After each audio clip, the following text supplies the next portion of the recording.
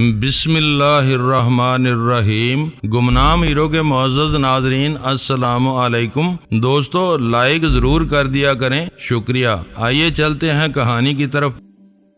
قانون سے مدد لینے کی راہ مسدود تھی، مگر میرے ہاتھ کھلے ہوئے تھے۔ میں نے کسی کی مدد کے بغیر سکندر علی کو ٹھکانے لگا دیا تھا۔ اب تک میری مہم ذاتی اقتدار کے لیے تھی، جس میں طارق کے قتل کے انتقام کا جذبہ بھی شامل ہو گیا تھا، مگر اب میں نے عہد کر لیا کہ تنظیم میں رہتے ہوئے اپنی ذات کو ہر شعبے سے بالا رکھ کر اس کی جڑیں کاٹتا رہوں گا اور اپنی ذات میں آئے ہوئے کسی شخص کو معاف نہیں کروں گا۔ سکندر علی کو معزول کر کے تنظیم کے بڑے اپنے گھروں میں مطمئن تھے۔ اس نے طارق کے لہو سے اپنے حفاظتی حصار کی بنیادیں مضبوط کرنے کی کوشش کی تھی، لیکن میرے ہاتھوں قسم پرسی کے عالم میں جہنم جا چکا تھا۔ یہ خبر جلد یا بدیر ان بڑوں کو مل ہی جاتی، لیکن مجھے خیال آیا کہ ان آوازوں سے کام چلانے والے ان سپاک بیڑیوں کو کیوں نہ ایک آواز ہی کے اسرار میں مبتلا کر کے خوفزدہ کیا جائے۔ خوفزدہ ہونے کے بعد ان سے ایسی حماقتوں کا ارتکاب یقینی تھا جو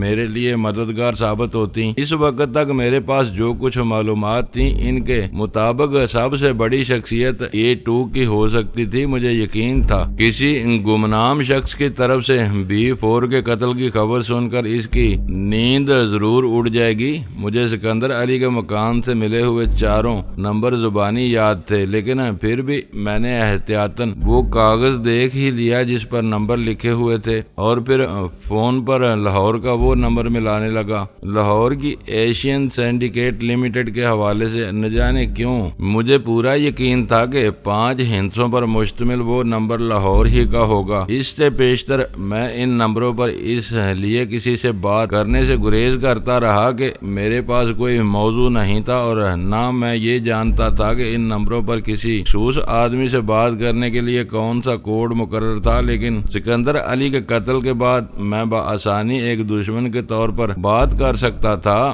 اس میں زیادہ سے زیادہ ایک ہی خطرہ تھا کہ آئندہ کے لیے اس فون نمبر کا استعمال ترک کیا جا سکتا تھا، لیکن کوئی خطرہ مول لیے بغیر پیش قدمی بھی ممکن نہیں تھی۔ دوسری گھنٹی پر نیند کے خمار سے بوجھل ایک نسوانی آواز نے فون ریسیو کیا۔ بے اختیار میری نگاہ ٹائم پیس پر گئی تو وہاں 11 بجنے والے تھے، جس کا مطلب تھا کہ لاہور میں واقعی سونے کا وقت ہو گیا تھا۔ صاحب موجود ہیں؟ میں نے ستائشی لہجے میں سوال کرتے ہوئے دانستہ وہ نام استعمال کیا، کیونکہ پنجاب میں یہ لفظ ناموں کے ساتھ بکثرت استعمال ہوتا تھا، اور پھر میرے مقصد کے لیے وہ نام زومینی بھی تھا۔ لیکن فون پر خلاف توقع عورت کی آواز سن کر میں الجھن میں پڑ گیا تھا۔ اگر محض آواز کی بنیاد پر کوئی رائے قائم کرنا ہوتی تو میں بولنے والی کو 100% خانہ دار خاتون قرار دیتا۔ یہاں اس نام کا کوئی بندہ نہیں رہتا۔ پنجابی لب و لہجے میں اردو بولتے ہوئے جواب دیا گیا، آپ نے کس نمبر پر فون کیا ہے؟ نیند خراب کیے جانے کے باوجود اس کے لہجے میں ناگواری پیدا نہیں ہوئی تھی۔ نے نمبر دہرا دیا، سکندر صاحب نے کل ہی مجھے یہ نمبر دیا تھا، ان سے ایک خاص بات کرنا تھی۔ نمبر تو یہی ہے۔ وہ نسوانی آواز میں تشویش پیدا ہو گئی، شاید کوئی غلط فہمی ہوئی ہو۔ اس نمبر پر سکندر نام کا کوئی بندہ نہیں ہے، شاید آپ کے شوہر۔ میں نے بات بڑھانا چاہی، لیکن اس نے سخت لہجے میں میری بات کاٹ دی۔ ایک باری میں نے کہہ دیا کہ یہاں کوئی نہیں ہے، اس گھر میں کوئی مرد نہیں رہتا، مہربانی کرو اب تنگ نہ کرنا، میں بوڑھی اور بلڈ پریشر کی مریضہ ہوں۔ شاید وہ ریسیور ہاتھ میں تھامے میری طرف سے سلسلہ منقطع ہونے کا انتظار کر رہی تھی، اور جب میں نے مایوسانہ انداز میں گہرا سانس لے کر ریسیور رکھا تو میرا ذہن اس ناکامی کو قبول کرنے کے لیے تیار نہیں تھا۔ عورت نے جو کچھ کہا شاید سچ ہی تھا۔ وہ بوڑھی بلڈ پریشر کی مریضہ اور ایک گھریلو عورت تھی، بقول اس کے وہاں کوئی مرد نہیں رہتا تھا۔ پھر وہ کون تھا جو اس نمبر پر A2 کے طور پر بات کرتا ہوگا؟ سکندر علی کی ڈائری میں خفیہ طور پر لکھا ہوا وہ نمبر یقینی طور پر اہم تھا، لیکن میں اس کی اہمیت دریافت کرنے میں ناکام ہو رہا تھا۔ مجھے خیال آیا کہ کہیں وہ نمبر کسی اور شہر کا نہ ہو، اور میں سے فوراً ہی پنڈی کا کوڈ ڈائل کر کے وہ نمبر ملانے لگا۔ رات کا وقت تھا، اس لیے کاروباری رابطہ کا رش نہ ہونے کی وجہ سے لائن بآسانی مل گئی۔ لیکن دوسری طرف سے انگیج ٹون آتی رہی۔ یک بے یک میرے خون کا دوران تیز ہو گیا۔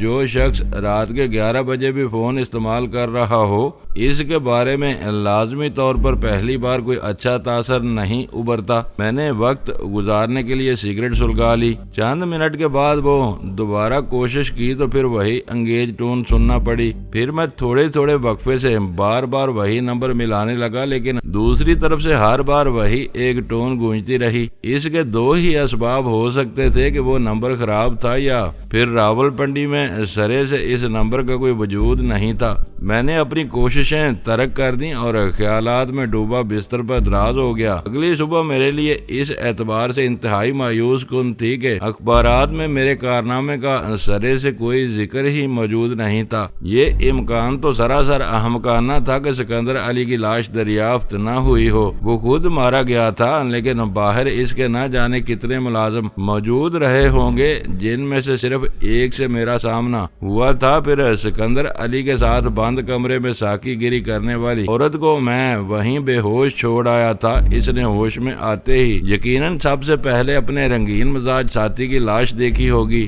اور پھر ادم مچا کر ہر ایک کو وہاں سمیٹ لیا ہوگا۔ بات صرف اتنی معلوم ہوتی تھی کہ قتل کی وہ واردات ٹھٹھا کے ایک دور افتادہ علاقے میں شہری سہولتوں سے محروم زرعی جاگیر پر پیش آئی تھی، لہذا وہاں سے خبر پہنچنے میں کافی سے زیادہ تاخیر ہوئی ہوگی اور یوں وہ خبر صبح کے اخبارات میں جگہ نہ پا سکی۔ میں روانگی کے لیے تیاری کر ہی رہا تھا کہ اچانک خلاف معمول مجھے اپنے ٹرانسمیٹر پر کال کا اشارہ موصول ہونے لگا۔ اس سے پہلے کبھی صبح صبح یوں کوئی پیغام نہیں آیا تھا، لہذا میرے دل کی دھڑکنیں تیز ہونے لگی اور میں نے اپنے کمرے کا دروازہ اندر سے بولٹ کر کے ٹرانسمیٹر آن کر دیا۔ کال اس فریکوینسی پر آ رہی تھی جو پہلے میرے اور B4 کے رابطے کے لیے مخصوص تھی، اور سکندر علی کے بعد C1 نے بھی اسی کو گفتگو کے لیے اسی کا انتخاب کیا تھا۔ Sea King calling D1 over apparatus on ہونے کے بعد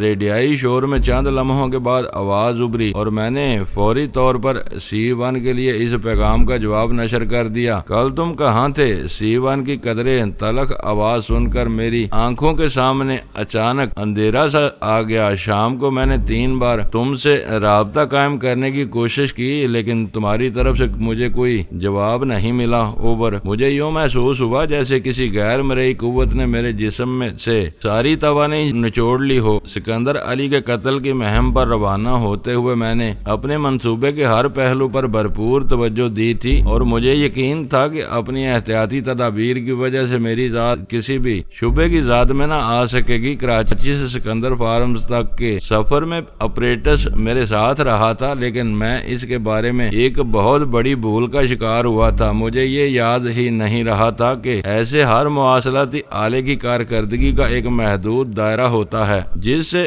باہر نہ کوئی سگنل وصول کیا جا سکتا ہے اور نہ کوئی پیغام کسی دوسرے کے لیے نشر کیا جا سکتا ہے۔ وہ آپریٹس چونکہ شہری حدود میں باہمی رابطے کے لیے مخصوص تھا، لہذا جیبی ساخت کی بنا پر اس کا دائرہ کار بمشکل 10-15 میل پر مشتمل رہا ہوگا، جبکہ سکندر علی کے گناہوں کا حساب چکانے کے لیے میں اس سے کہیں دور نکل گیا تھا، اور اس ذرا سی بے احتیاطی کی بنا پر C1 کو یہ اندازہ ہو چکا تھا کہ میں کہیں دور گیا ہوا تھا۔ کل مجھ سے غلطی ہو گئی، میں نے سنسناتے ہوئے ذہن کے ساتھ اعتراف کیا۔ آپریٹس میں گھر پر چھوڑ گیا تھا۔ میرا خیال تھا کہ اس کی ضرورت شام ہی کو پیش آئے گی، لیکن واپسی میں مجھے 9 بج گئے۔ اوور کہاں رک گئے تھے؟ اس بار C1 کا لہجہ جارحانہ تھا۔ مجھے تفصیل چاہیے تمہاری مصروفیات کی۔ اوور میرا دل اچھل کر حلق میں آ گیا، بات بالکل تل گئی تھی۔ شاید C1 میری طرف سے شکوک کا شکار ہو گیا تھا۔ بے فکری اور تحفظ کے بھرپور احساس پر چھا جانے والا وہ خطرہ اس موڑ پر میرے لیے محیب تھا۔ میں نے لہجہ بھر میں سوچ لیا کہ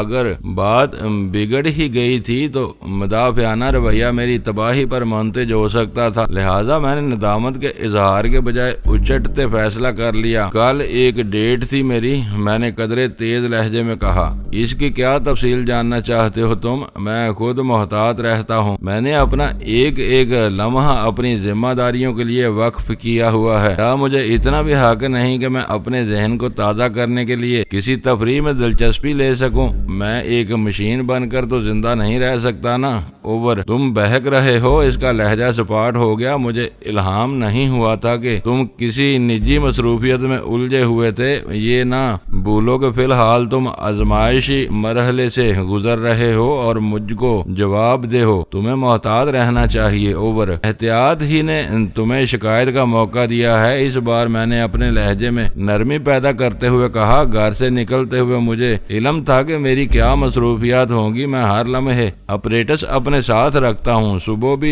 ساتھ ہی لے کر چلا تھا، لیکن راستے میں خیال آیا کہ ایسی ملاقاتوں میں فاصلے ختم ہو جاتے ہیں۔ وہ اپریٹس کی موجودگی سے واقف ہو سکتی تھی، لہذا میں خاص طور پر راستے سے گھر لوٹا اور اپریٹس ایک الماری میں مقفل کر کے دوبارہ دفتر کے لیے روانہ ہوا۔ اوور: میں نے وہ فعل بدی کلا بازی اس خیال سے کھائی تھی کہ T1 کو سبز ڈاٹسن والے سے ضرور علم ہوا ہوگا کہ دفتر جاتے جاتے میں اچانک شاہراہ قائدین سے گھر کی طرف مڑ گیا تھا۔ اگر میری اس خلاف معمول حرکت پر اس کو کوئی شبہ ہوتا تو میری بتائی ہوئی کہانی کی روشنی میں وہ دور ہو جانا چاہیے تھا۔ غنیمت یہ تھا بات بگڑتے بگڑتے سنبھلنے کے آثار پیدا ہو گئے تھے۔ تو صبح تم اس لیے دوبارہ گھر کی طرف لوٹے تھے۔ اس نے خود ہی مجھ پر اپنی واقفیت کا اظہار کر دیا۔ شاید تمہیں علم نہ ہوا ہو لیکن تمہاری حفاظت کی جا رہی تھی۔ میرے آدمیوں سے بس یہ چوک ہوئی کہ وہ دفتر سے تمہاری روانگی کے وقت غائب تھے، ورنہ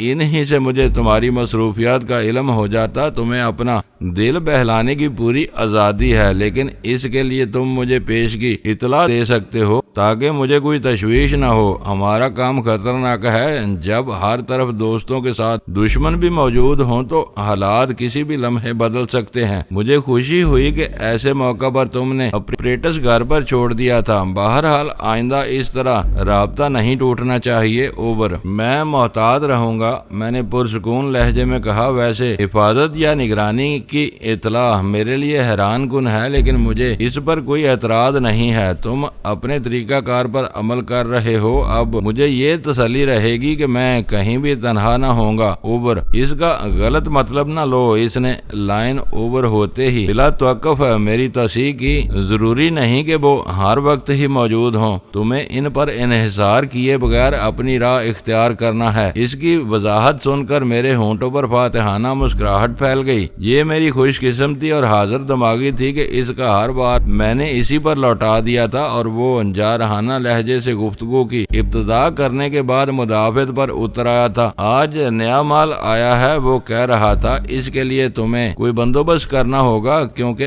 آدمی 7 بجے جیوا ہاؤس پہنچے گا کل شام۔ میں اسی لیے تم سے بات کرنا چاہ رہا تھا تاکہ تم جہانگیر کو اطلاع دے سکو، کیونکہ اب اس تمہاری گفتگو رات کے 8 بجے سے پہلے ہونا ناممکن ہے۔ اوور: میں اس کا بندوبست کر لوں گا، میں نے پورے اعتماد لہجے میں کہا۔ میرا سامنے آنا مناسب نہیں۔ نادر کو براہ راست ہدایت دی گئی تو اس کا دماغ خراب ہو سکتا ہے۔ 7 بجے جہانگیر ہی مال وصول کرے گا۔ اوور: لیکن کیسے؟ میرا معاملہ نیا ہونے کے باعث C1 ہر بات کی جزیات میں دلچسپی لینے پر مجبور تھا۔ اس سے رابطے کے لیے تو 8 اور 8:15 کے درمیان وقت مقرر ہے، پھر تم کیا کرو گے؟ اوور: ہم سب آوازوں کے وفادار ہیں، وہ میری بدلی ہوئی آواز اچھی طرح جانتا ہے۔ میں اس ہنگامی ضرورت کے تحت فون پر اسے حکم دوں گا کہ وہ 8 کے بجائے 12 بجے دن میری کال کا انتظار کرے، پھر سب کچھ طے ہو جائے گا۔ اوور: تم واقعی ذہین ہو۔ C1 کا لہجہ تحسین امیز تھا۔ اب تک جو مال آتا رہا وہ بڑی پڑیوں میں تھا۔ قیمت کی وجہ سے بہت سے لوگ ادھر مائل نہ ہو سکے ہوں گے۔ اس کھیپ میں کم مقدار کی پڑیاں ہیں جو 1 سے 4 مرتبہ تک استعمال کی جا سکتی ہیں۔ یہ 6 روپے میں فروخت کی جائیں گی تاکہ ہر ایک کی دسترس میں آ جائیں۔ اوور: یہ بہت اچھا ہوا۔ گاہکوں کے لیے زیادہ مقدار کا احتیاط سے رکھنا بھی ایک مسئلہ تھا۔ اوور: اوپر والے ہر بات پر نگاہ رکھتے ہیں۔ جن لوگوں کے لیے کوئی چیز پیش کی جاتی ہے ان کی سہولتوں کا بھی خیال رکھنا پڑتا ہے۔ 25 اور 30 سے ایک دم 6 روپے کی پیکنگ آنے سے بازار میں تیزی آ جائے گی۔ بازار میں پہلے ہی بہتیرے لوگ ایک کی 6 پڑیاں بنا کر 5-5 روپے میں بیچ رہے ہیں، ان کا مسئلہ بھی حل ہو جائے گا۔ اوور اینڈ آل اس کی آواز معدوم ہو گئی اور آپریٹرز پر ریڈیائی لہروں کا اثر باقی رہ گیا۔ C1 سے طے شدہ پروگرام کے مطابق میں نے گھر سے نکلنے سے پہلے D1 کے طور پر جہانگیر کو 12 بجے اپنی کال کا انتظار کا حکم دیا تو وہ فون پر ہی فوری طور پر میری آواز پہچان گیا اور میرے مزید کچھ کہے بغیر اس نے سمجھ لیا کہ میری اگلی کال لازماً آپریٹرز پر ہوگی۔ اس کام سے فارغ ہو کر میں گھر سے روانہ ہوا۔ کشمیر روڈ پر سست رفتاری سے کار چلاتا رہا۔ اس دوران میں میری نگاہیں مسلسل عقب نما آئینے میں پیچھے آنے والی کاروں کا جائزہ لے رہی تھیں اور مجھے یہ دیکھ کر حیرت ہو رہی تھی کہ اس وقت کوئی ایسی کار پیچھے نہیں تھی جس پر تعاقب کرنے کا شبہ کیا جا سکتا، لیکن پھر بھی میں اپنے لگے بندے راستے کی بجائے مزار قائد کے قریب والے چوراہے سے داؤد کالج جانے والے راستے پر ہو لیا۔ جیل روڈ سے اس سڑک پر ٹریفک کا ہجوم چلا آ رہا تھا، لیکن شہر سے اس طرف جانے والی سڑک تقریباً ویران ہی پڑی ہوئی تھی۔ میں بدستور سست رفتاری سے اپنی کار چلاتا رہا اور پیچھے سے آنے والی اکا دکا گاڑیاں تیز رفتاری سے آگے نکلتی رہیں۔ جب مجھے پوری طرح یقین ہو گیا کہ اس وقت میرا تعاقب نہیں کیا جا رہا تو میں نے اپنی کار واپس گھما لی۔ شاید میرے ستارے یاوری کر رہے تھے کہ مجھے کرائے کی کار واپس لوٹانے کا سنہری موقع میسر آ گیا تھا۔ اپنی کار میں نے دکانوں کے قریب سڑک کے کنارے پارک کی اور پھر ٹہلتا ہوا ہوٹل کی طویل راہداری سے گزر کر پارکنگ لاٹ کی طرف نکل گیا۔ وہاں میری چھوڑی ہوئی کرائے کی کار جوں کی توں موجود تھی۔ میں نے اطمینان سے گاڑی اسٹارٹ کی اور اسی دفتر کی طرف روانہ ہو گیا جہاں سے وہ کار کرائے پر حاصل کی تھی۔ کار واپس لیتے ہوئے ان لوگوں نے خاصی باریک بینی سے ہر حصے کا جائزہ لیا تاکہ کسی نقصان کی مدد میں من مانا ہرجانہ وصول کر سکیں۔ میں خود ان سے الجھنے کی بجائے رسمی سی تکرار کے بعد ایسا ہر نقصان بھگتنے کے لیے تیار تھا، لیکن وہ لوگ میری توقع کے برعکس خاصے شریف ثابت ہوئے اور محض کرائے کی رقم منہا کر کے باقی پیسے لوٹا دیے اور میں ٹیکسی کے ذریعے اس طرف روانہ ہو گیا جہاں میں نے اپنی کار چھوڑی تھی۔ اس روز دفتری مصروفیات میں میرا دل نہ لگ سکا۔ رہ کر ایک ہی خیال ذہن پر سوار ہوا جا رہا تھا کہ میرے ہاتھوں ایک قتل سرزد ہو چکا تھا، لیکن ہر بار اندر کی آواز مجھے سہارا دیتی تھی کہ سکندر علی مصدقہ طور پر کم از کم 2 آدمیوں کا قاتل تھا۔ سالوں پہلے ایمان فروشی کے معاملے میں لطف الرحمان غبن کرنے کے جرم میں مارا گیا تھا اور پھر طارق اس کے شفاقانہ فیصلے کا نشانہ بنا تھا۔ ان کے علاوہ اس نے مزید جن لوگوں کا لہو بہایا ہو ان سے میں انجان تھا۔ سکندر علی نے اپنے جرائم کے باوجود معاشرے میں بات بات پر سخاوت، ہمدردی اور مہربانی کا جو دلکش خول چڑھایا ہوا تھا، اس کی بنا پر مجھے پورا یقین تھا کہ تنظیم سے معزولی کے بعد اس کی ذات پر کوئی شبہ نہیں کیا جاتا اور وہ اپنی طبی موت تک آزادی کے ساتھ دندناتا پھرتا۔ وہ انسانوں کے بنائے ہوئے قانون کی نگاہوں میں دھول جھونکنے میں پوری طرح کامیاب ہو گیا تھا، لیکن قدرت کا خاموش اور اٹل قانون اس کے لیے فیصلہ صادر کر چکا تھا اور اسے کیفر کردار کو پہنچانے کے لیے میرا انتخاب کیا گیا تھا۔ میں بار بار اپنی میز پر موجود فائلوں کو دیکھتا رہا، لیکن ہر بار نگاہ دھندلانے لگتی اور عبارت مفہوم سے عاری محسوس ہوتی۔ اس کشمکش میں 12 بج گئے۔ میں نے اپنی میز کے نیچے لگا ہوا بٹن دبا کر جو باہر چوکھٹ پر لگے ہوئے سرخ بلب سے منسلک تھا، اس روشنی کی موجودگی میں انٹرکام پر اجازت لیے بغیر کوئی میرے کمرے میں داخل نہیں ہو سکتا تھا، لیکن پھر بھی میں نے دروازے کے گول ہینڈل کے وسط میں لگا ہوا بٹن دبا کر دروازہ اندر سے مقفل کر لیا تاکہ بے دھیانی میں بھی کسی کے اندر داخلے کا امکان باقی نہ رہے۔ پھر آپریٹرز آن کر کے میں نے جہانگیر سے رابطہ قائم کیا۔ وہ حسب توقع میری کال کا منتظر تھا۔ پہلے ہی پیغام پر اس کی طرف سے جواب مل گیا اور میں نے مختصر الفاظ میں اسے شام 7 بجے جیوا ہاؤس میں مال وصول کرنے کی ہدایت دے کر سلسلہ منقطع کر دیا۔ پڑیوں میں مال کی مقدار میں کمی اور نئے داموں کے بارے میں اسے بعد میں بھی بتایا جا سکتا تھا۔ 2 بجے میں جہانگیر کے دفتر پہنچا تو وہ بے چینی سے میرا منتظر تھا۔ میں تو سمجھا تھا کہ تم آج کا پروگرام بھول ہی گئے، اس نے ٹیبل پر پھیلے ہوئے اخبارات سمیٹتے ہوئے کہا، اور میں جواباً کچھ کہتے ہوئے ایک دم چونک پڑا اور میں نے ہاتھ بڑھا کر اس سے اخبارات لے لیے۔ ایک اخبار میں ماتمی حاشیے کے ساتھ شہر کی مشہور اور معزز سماجی شخصیت کے دلدوز قتل کی خبر موجود تھی۔ باقیہ 2 اخبارات میں وہ خبر پہلے صفحے پر نمایاں طور پر موجود تھی۔ خاص کم جہاں پاک جہانگیر مجھے اس خبر کے مطالعے میں منہمک پا کر دھیمے سے بولا۔ میں نے سر اٹھایا تو اس کے لبوں پر مسکراہٹ رقصاں تھی۔ بہت بولتا رہتا تھا ہم لوگوں کے خلاف، کسی دل جلے نے گردن ہی ناپ لی سالے کی۔ لیکن یہ برا ہوا، میں کوشش کے باوجود اپنے لہجے میں افسوس کا تاثر پیدا نہ کر سکا۔ کتوں کے بھونکنے سے گاڑی نہیں رکتی، لیکن گاڑی چلانے والے کتے کو مارنے لگ جائیں تو خود مارے جاتے ہیں۔ جلی سرخیوں میں اس قتل کی ذمہ داری منشیات فروشوں کے کسی منظم گروہ پر ڈالی گئی ہے۔ اس وقت تک نہ جانے کتنے افراد اندر ہو چکے ہوں گے۔ وہ کرسی پر جھولتے ہوئے بے نیازی سے مسکرا دیا۔ پوری خبر پڑھو گے تو دل کھول کر ہنسو گے، قسمت بھی ہمارے ساتھ ہے۔ اس قتل کی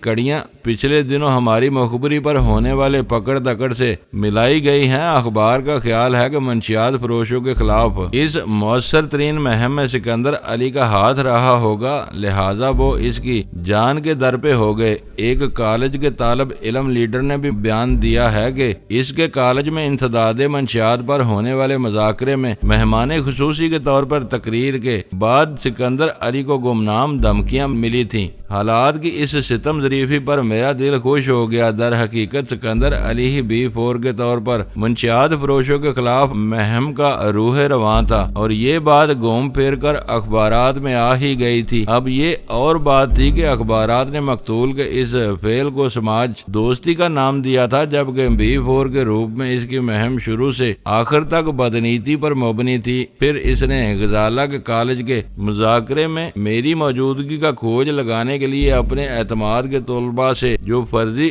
عذر تراشا تھا، وہ اس کے قتل کا ایک جواز بن گیا تھا۔ گمنام دھمکیوں کے بعد قتل کے نتیجے میں پولیس اس طالب علم رہنما کو خصوصی حیثیت دیتی، اور پھر فنکشن میں موجود بیرونی مہمانوں کی وہ فہرست بھی تفتیش کا حصہ بن جاتی جو سکندر علی کے اعماء پر مرتب کی گئی تھی۔ لیکن غزالہ کی چھٹی حصیہ ذہانت کے باعث میرا نام اس میں شامل نہیں ہوا تھا۔ پڑھ لوں گا پھر۔ میں نے اخبارات بے پرواہی سے ایک طرف ڈال دیے۔ یہ بتاؤ کہ آج بلانے کا کیا مقصد تھا؟ ادھر آ جاؤ، کھانا ٹھنڈا ہو جائے گا، جہانگیر نے ملحقہ کمرے کی طرف اشارہ کرتے ہوئے کہا۔ کھانے کے ساتھ باتیں بھی ہوتی رہیں گی۔ اندر جہانگیر کا ایک ملازم کھانا لگا چکا تھا۔ وہ مجھے پہچانتا تھا اور شاید مجھے دیکھتے ہی اپنے کام میں مصروف ہو گیا تھا۔ کھانوں کی خوشبو اشتہا انگیز تھی۔ میں نے بیٹھتے ایک شامی کباب کھانا شروع کر دیا۔ تم باہر جاؤ، جہانگیر نے ملازم سے کہا، ضرورت ہوگی تو بلا لیں گے، اور وہ سر جھکائے باہر نکل گیا۔ یہ حالات کب تک یوں ہی چلتے رہیں گے؟ چند ثانیوں کے توقف کے بعد اس نے گہری سنجیدگی کے ساتھ سوال کیا۔ سب کچھ تم پر منحصر ہے، میں نے لقمہ نکل کر کہا۔ میں تو تمہارے حکم کا پابند ہوں۔ بکواس مت کرو، وہ محبت آمیز لہجے میں بولا۔ دوستوں میں صرف تم اس قابل ہو کہ کوئی مشورہ دے سکو۔ مجھے تو اب وحشت ہونے لگی ہے، آخر وہ ہمارے سامنے کیوں نہیں آتا؟ جب سامنے آئے بغیر سارا کام چل رہا ہے تو وہ یہ خطرہ کیوں مول لے گا؟ میں نے معنی خیز لہجے میں سوال کیا۔ وہ تشویش امیز نگاہوں سے میری طرف دیکھنے لگا۔ کہیں بھی رخنہ اندازی ہوئی تو بھی وہ سامنے نہیں آئے گا؟ آخر اسے اعتماد کیوں نہیں ہے ہم پر؟ میں دھیمے سے ہنس دیا۔ وہ انسانی نفسیات سے اچھی طرح واقف ہے۔ میری تو آنکھیں کھل گئی ہیں طارق کے انجام سے۔ وہ میری بات کاٹ کر بولا، تمہاری تمہاری بات مسلسل میرے دماغ پر ہتھوڑے برساتی رہی ہے۔ جتنا سوچتا ہوں یہی نتیجہ اخذ کرتا ہوں کہ وہ اپنوں کے ہاتھوں مارا گیا ہے۔ وہ ایک لہجے کے لیے ٹھٹکا، پھر نیچی آواز میں بولا، اور مجھے شبہ ہے کہ اب تمہاری باری آنے والی ہے۔ اس کے الفاظ سن کر میں بری طرح چونک پڑا۔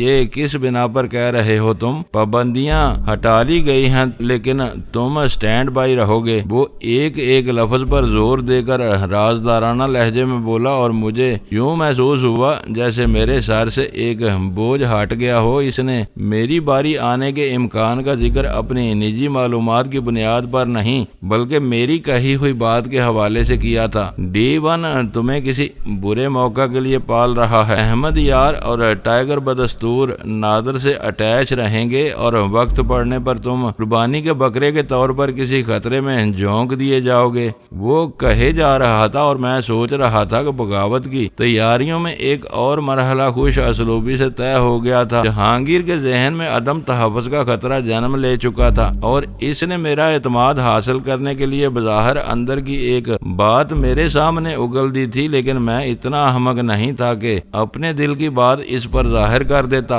B4 کی برسوں کی رفاقت میں نے بنیادی گر یہی سیکھا تھا کہ کامیابی کے لیے اپنی ذات کو پس پردہ رکھنا ضروری ہے۔ آدمی قانون شکن بن کر پیسہ تو کما لیتا ہے لیکن ہر وقت اپنے حریفوں کی کھلی ذات پر رہتا ہے۔ گمنام رہے تو خطروں سے بچ کر معاشرے میں عزت اور نیک شہرت بھی کمانے لگتا ہے۔ جہانگیر میرے چال میں آ گیا تھا اور میں بآسانی اسے اپنے اشاروں پر چلا سکتا تھا۔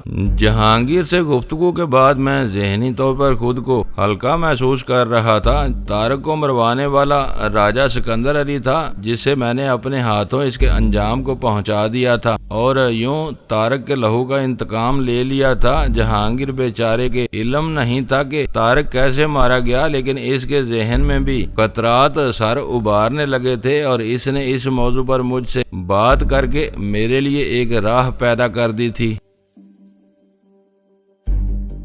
دوستو ویڈیو کو لائک ضرور کر دیا کریں۔ ISI پاک آرمی زندہ باد، پاکستان پائندہ باد۔ معزز ناظرین اپنا خیال رکھیے گا اور اپنے اس چینل کا بھی شکریہ۔